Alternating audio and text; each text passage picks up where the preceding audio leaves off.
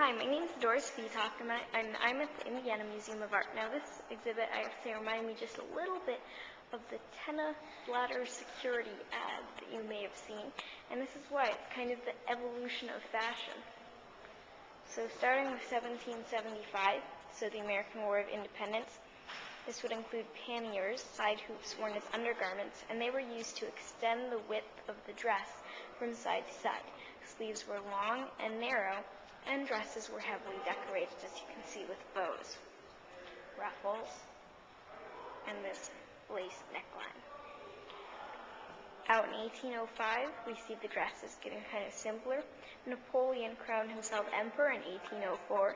The American-British War of 1812 was happening at the time. So that's 1805. The empire, or high waistline, rose to just above the bust. Women rarely wore corsets, so this is a freer style of dress. It may have derived in part from classical styles of dress. You see long, flowing. Also, the chemist dress had a slender and natural silhouette. The sleeves were long tubes or short puffs. Moving on into 1835, the Industrial Revolution from the 1780s to the 1840s. What was going on was the first patent of the sewing machine. The waistline returned to its natural level, and corsets with several petticoats were worn. You can see the skirt is getting bigger. Sleeves ballooned out from the shoulders and reached their greatest volume in 1835. They were known as gigot, or leg of mutton.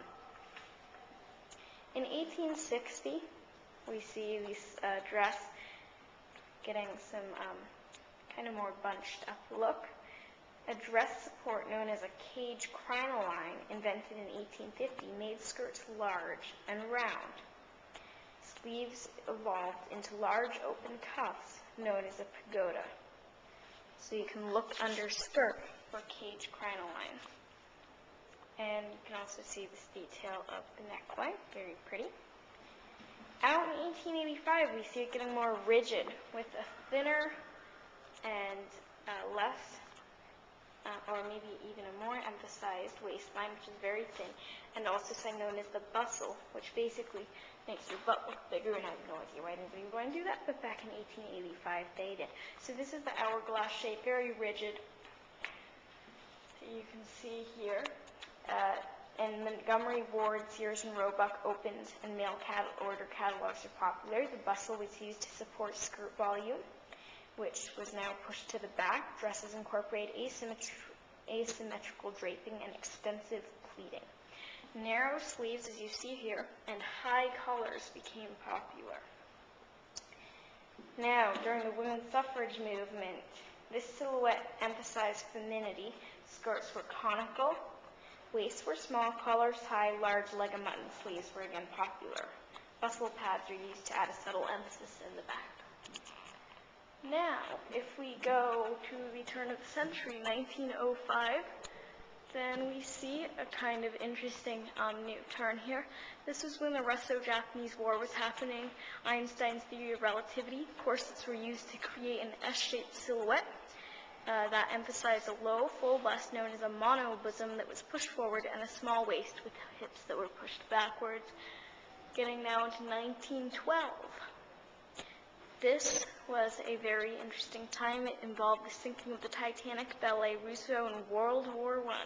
This silhouette was kind of like a lampshade. The corset was loosened and then abandoned. Free hanging panels and draped layers, as you see here with the skirt, embellished or established the silhouette. Fashion was influenced by elements of Orientalism. Now, in 1925, we see American women gaining voting rights, and as a result, the dress becomes again perhaps more free-flowing. The silhouette is kind of tubular, pretty straight and simple. The waistline dropped to the hips, the bust was flattened, hemlines gradually rose, reaching the shortest length just below the knee, if you compare that to some of the other dresses here. 1930s. This was a time that included the crash of the U.S. stock market, the Great Depression, and World War II.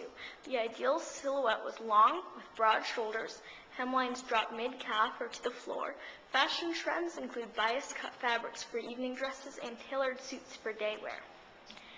In the 1950s, we see a more detail in the bosom and also a interesting waistline, kind of a belt.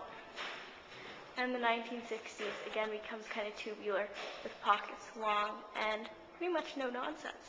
So we see some similarities here with the 1960s tubular look, also 1925, and in its early stages at 1805. We also see petticoats and detail. At many stages, actually, the bustle dress, very rigid outline in 1885. So this is a very interesting glimpse at the evolution of fashion. I'm Doris Vita at the Indiana Art Museum.